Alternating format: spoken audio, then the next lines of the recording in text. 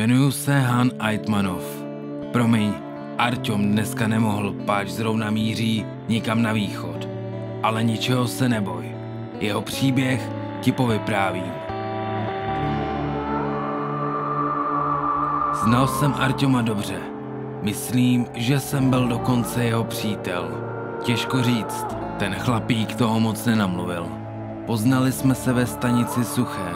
Tehdy se jí ale ještě říkalo Sucharev, po tom slavném veliteli. Můj přítel tam tehdy měl nějaký problémy s bandity. Bylo mu tehdy sotva 20, pořád ještě kluk. Narodil se prý jen pár let před výbuchem. Stalo se to v roce 2013. Celá obloha tehdy zčernala a zemi pokryl tlustý povlak prachu. Dodnes vlastně pořádně nevíme, kdo ty hlavice odpálil. Nejspíš Američani, ale na tom ani nezáleží. Celý svět byl ve válce a jakmile vypustila bomby jedna země, přidali se i ostatní. Během pár minut nastalo peklo na zemi, před kterým jsme se zachránili jen díky hlubokým moskevským tunelům. Bohužel takové štěstí neměli ani zdaleka všichni. Většina lidí zařvala už během těch výbuchů, další miliony kvůli radiaci. Některé později ale potkali ještě horší osud než smrt. Zmutovali. Stali se děsivými monstry, které dnes místo nás žijí nahoře na povrchu. Zatímco radiace opadala a vítr rozfoukával prach, my si pomalu začínali zvykat na náš nový život v podzemí. V jednotlivých stanicích jsme brzy postavili bary, ubytovny i nemocnice. A místo bezcenných peněz začali platit náboje, protože ty jsou tady dole to jediné, na čem záleží. V takovém světě teď lidstvo žije a nás, co pamatuje i ten starý svět, už zbývá jen málo.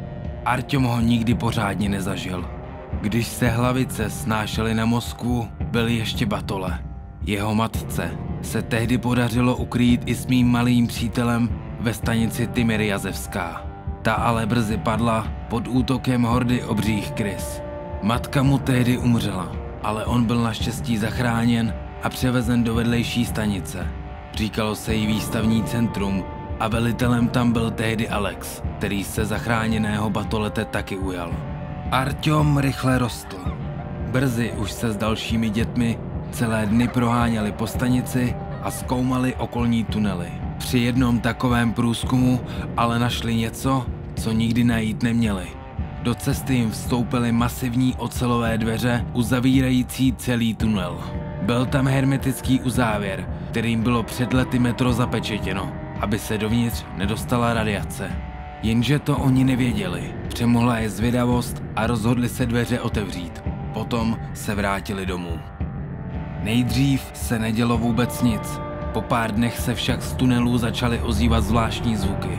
A brzy na to přišli oni. Bylo to nejspíš poprvé, co viděli člověka. Všechny ty roky museli žít na povrchu a k nám je pustil až Arťom, když tehdy s přáteli otevřel dveře. Měli nepřirozeně dlouhé a tenké končetiny se 4 prsty, velké modré oči a černou, jakoby spálenou kůži. Podle ní se jim taky později začalo říkat temní. Jakmile je strážci stanice spatřili, začali zběsile střílet. Nikdy nic tak děsivého ještě neviděli. Temní dokázali jakýmsi způsobem ovládat lidskou mysl a tvořit halucinace. Ze všech strážců tehdy přežil jen jeden, který hned utíkal za Alexem, aby mu o novém druhu mutantů co nejrychleji řekl.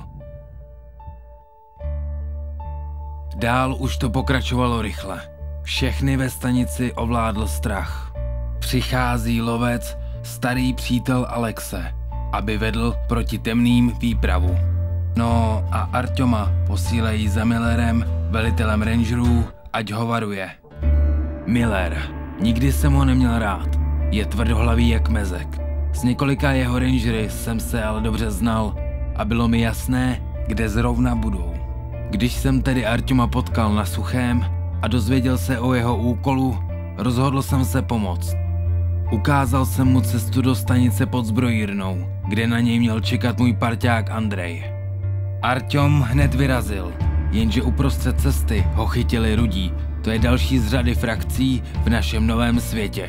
Nikdy jsme tady dole neměli žádnou vládu, žádné volby a tak si spousta lidí začala vládnout prostě sama. Jedním takovým byl Moskvin, zarytý komunista, který do svých řad dokázal během let naverbovat tisíce lidí. Nikomu by to možná nevadilo, kdyby pořád neválčili s těmi nacisty. Tyhle dvě frakce se odjakživa prostě nesnesly a přímo mezi ně se teď dostal Arťom. Andrej ho naštěstí u komunistů dokázal rychle najít a osvobodit. Hned na to se ho zmocnili zase 3 nacisté, jenže můj přítel je klikař a tak byl znovu zachráněn. Tentokrát skupinou rangerů. S nimi jeho cesta pokračuje. Nabídnou se totiž, že ho za Millerem zavedou. Kradou nacistům vozítko s kulometem, na poslední chvíli unikají pronásledovatelům a postupně se dostávají až do stanice Polis, kde na ně konečně čeká ten Miller. Arťom vysvětluje a pan velitel brzo pochopí, že je s temnými potřeba něco rychle udělat, ale přesto odmítne pomoct. Důvodem je rada starších, která všechno, co Arťom řekne, tvrdohlavě popírá jako povídačky několika hlupáků ze zastrčené stanice. Mladý dobrodruh se ale nenechá a pokouší se Millera přesvědčit, aby na radu nedbal. Daří se mu. Miller se spolu s Arťomem i několika dalšími rangery vydává ještě ten den zachránit výstaviště i celý zbytek metra. Mají namířeno do D6, vládního bunkru, odkud tehdy naše země údajně vypálila své odvetné hlavice. Miller tam chce najít ještě jednu bombu, kterou by mohl odpálit na trosky Moskvy. To by definitivně zlikvidovalo všechny temné, co tam nahoře žijí. Jejich plán měl ale zásadní problém. Nikdo nevěděl, kde D6 vlastně je. Proto se skupina vydává do městských archivů nad stanicí Polis, kde, jak doufají, najdou nějaké informace. Po cestě jednoho z rangerů ale smrtelně zraní mutanti a Miller ho musí odvést zpátky domů. Nebojásný Arťom pokračuje do archívů sám. Bojuje tam s řadou nejrůznějších mutantů a nakonec opravdu najde dokumenty s lokací tajného bunkru. Na cestě ven Arťom znovu potkává Millera. Je odvezen obrněným vozítkem do Sparty, jediné lidské pevnosti na povrchu. Je to vlastně kostel kdysi dávno obsazený rangery, kteří si z něj udělali základnu. Odsud se můj přítel chystá vydat do D6. Ještě předtím ho ale čeká setkání se mnou. Nebyl ale čas na tlachání. Chtěl jsem ho varovat, aby dával pozor, jakým směrem se ubírá. Některé věci totiž nejsou vždy takové, jak se na první pohled zdá. On se mými radami ale nikdy neřídil. Na nic nečekal a hned spolu s rangery vyrazil. Později jsem se dozvěděl, že cestu do bunkru 2 z nich nepřežili. Na odpálení raket už zbývali jen Arťom a Miller. Museli se teď dostat až dolů k reaktoru, nahodit ho a pak tam někde najít zařízení pro odpalování raket. To jim sice trochu zkomplikoval obří mutant, co se u reaktoru zabydlel, ale i přesto se jim všechno podařilo a už byli zpátky na povrchu. Teď chtěl Miller vyšplhat na moskevskou televizní věž, aby mohl zaměřit hnízdo temných a poslat raketu přímo na ně. Už byli asi v polovině věže, když se najednou objevil zase ten mutant z knihovny a skoro připravil Millera o život. Ne, že bych ho litoval. Za to, co temným provedl, by si zemřít snad i zasloužil. Možná si říkáš, že přece dělal dobrou věc, že se snažil zachránit lidstvo. To on si tehdy určitě myslel taky. Ve skutečnosti ale dělal pravý opak. Temní totiž nikdy nechtěli lidem ublížit. Nebyli našimi nepřáteli. Když tehdy Arťom otevřel ten tunel a oni se dostali do metra, byli jen zvědaví. Úplně stejně jako ty děti, co tehdy otevřeli dveře. Přišli v míru, aby nám pomohli a my jsme se jim odvděčili salvou ze samopalu. Dodnes existuje jen velice málo lidí, kteří tohle chápou a Arťom mezi nimi i přes má varování a rady ještě nebyl. Proto nechává Millera dole a pokračuje ve své pomílené cestě za záchranou dál. Dostává se až na vrchol věže, kde se už chystá odpálit rakety. Jenže v tu chvíli se objeví Temný. Mohl Artyoma jednoduše zabít a zastavit, kdyby chtěl. Temný tam ale jen tak stál a žádal. Žádal mého přítele, aby si to rozmyslel. Artyom váhal. V tu chvíli si ale prý vzpomněl na lovce, na Millera, na to, jak na něj naléhali a vštěpovali mu do hlavy, že temní jsou pro lidstvo hrozba, že musí být zničeni. Tak namířil, zmáčknul spoušť a poslal bezbraného mutanta k zemi. Zatímco padal dolů, stiskl tlačítko. Hlavice byly odpáleny.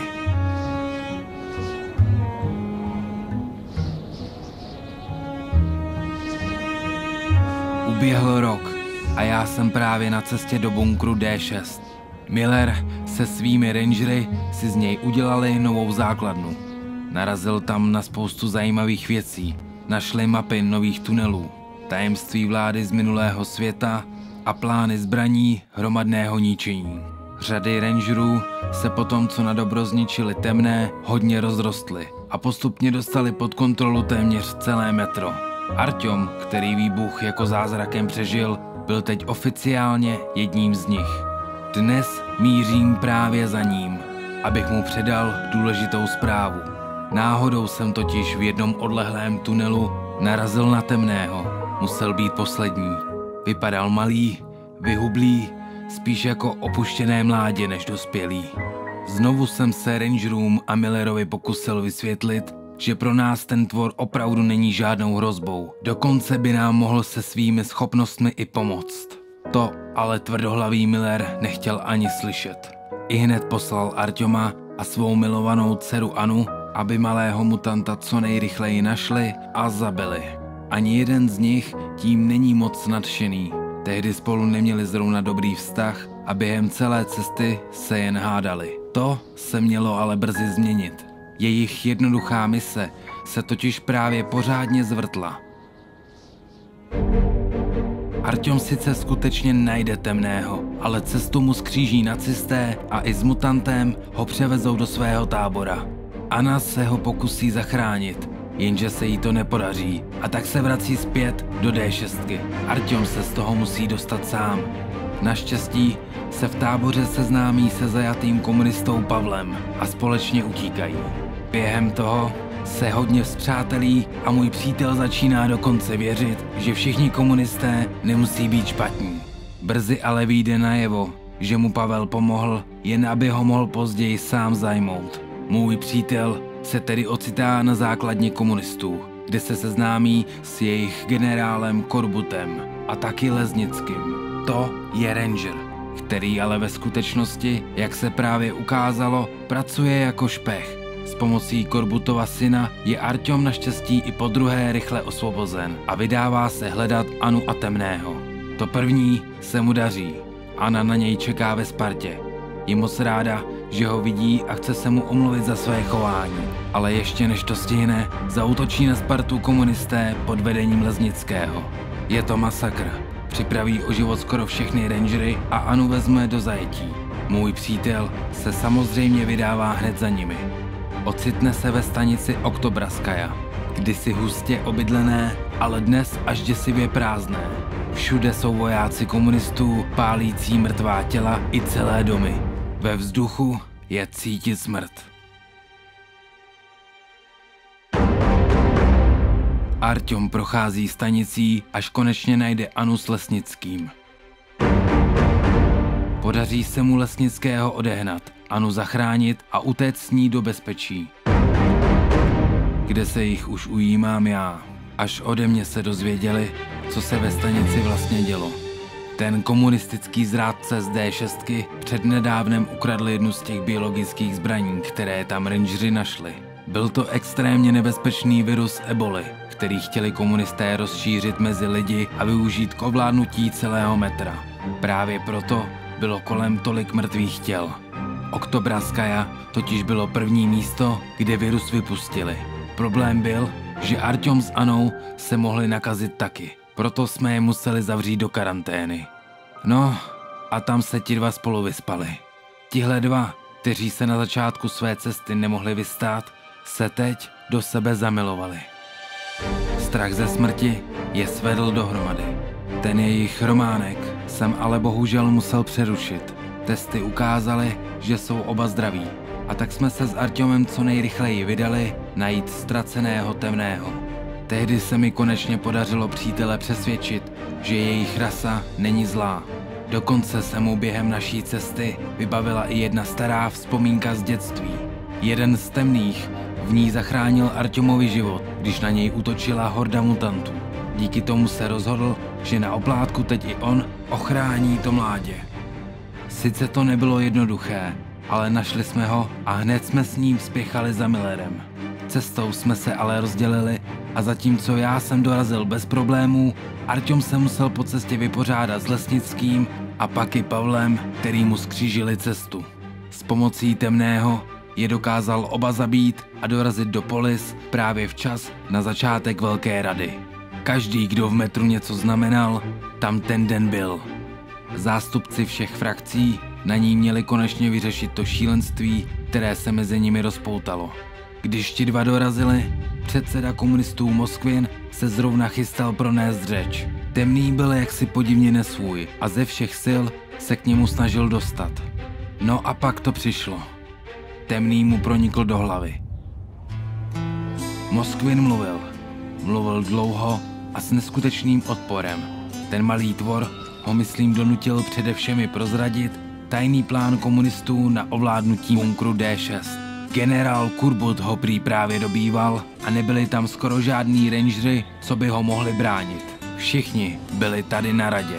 Já, Arťom, Miller a každý ranger, co byl po ruce, jsme k bunkru okamžitě vyrazili. Naštěstí tam Kurbut ještě nebyl a tak jsme se stihli trochu připravit. Pak prorazily dveře. Zazněl obrovský výbuch a začalo se střílet. Byl to chaos. Přežilo nás jen pár a i to bylo obrovské štěstí. Už jsme mysleli, že máme vyhráno, jenže jsme se pletli. Komunistům přijeli v obrněném vlaku posily. Najednou jsme byli všichni svázaní a mířili na nás hlavně jejich zbraní. Tu chvíli mi hlavou projela jediná myšlenka. Vzali jsme bombu. Stihli jsme ji sebrat ze skladu bunkru pro případ, že by se přes nás Kurbut skutečně dostal. Podle našeho plánu jí měl potom Miller odpálit a zavalit tak vchod, aby se dolů už nedostali. Miller ale ležel svázaný daleko od nálože. Naštěstí stejný nápad jako já dostal i Arťom, který skončil hned vedle ní. Natáhl se k odpalovači a chystal se stisknout tlačítko. Už podruhé ve svém krátkém životě, už podruhé měl rozhodnout o desítkách nic netušících životů. Něco se stalo. Čas jako by se najednou zpomalil. Objevil se malý temný. Ani jsem si nevšiml, kdy zmizel, ale teď se vrátil. Natáhl ruku k Arťomovi a něco mu řekl. Najednou se kolem nás začali objevovat další temní. Nemohl jsem tomu uvěřit, že by dokázali přežít ten výbuch před rokem. Chopili se Kurbutových vojáků a jednoho po druhém je zneškodnili. Později jsem se dozvěděl, že tahle skupina temných byla celou dobu uvězněná v jedné z laboratoří bunkru. Nikdo o nich nevěděl. To mládě je muselo asi cítit a tak se je vydalo zachránit, zatímco jsme bojovali. Těch 7 mutantů nám ten den zachránilo naše životy. I přesto, že je celá lidská rasa nenáviděla. I přesto, že jsme je chtěli zabít už při našem prvním setkání.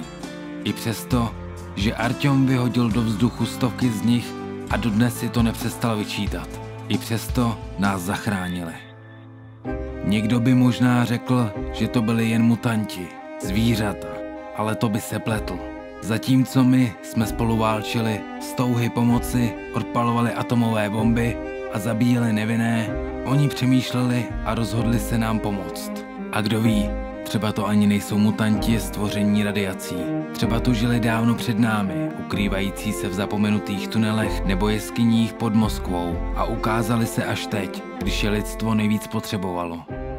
Když potom k večeru odcházeli, slíbili, že se ještě jednou vrátí. O pár dní později se ukázalo, že je Anna těhotná.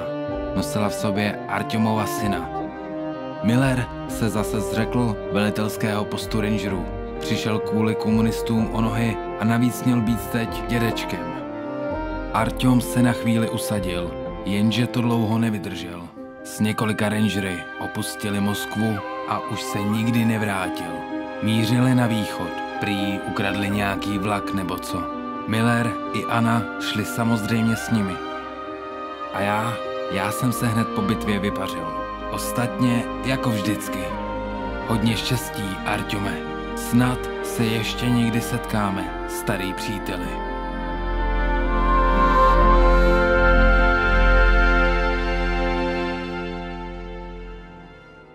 Ahoj, já jsem Nika a chtěla bych tě o něco poprosit.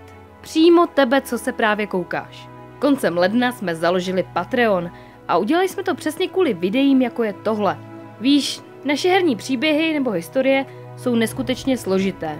Jen psaní scénáře zabere desítky hodin a pak ještě korekce textu, namluvení, master zvuku, pár dní schánění hudby a konečně taky střih.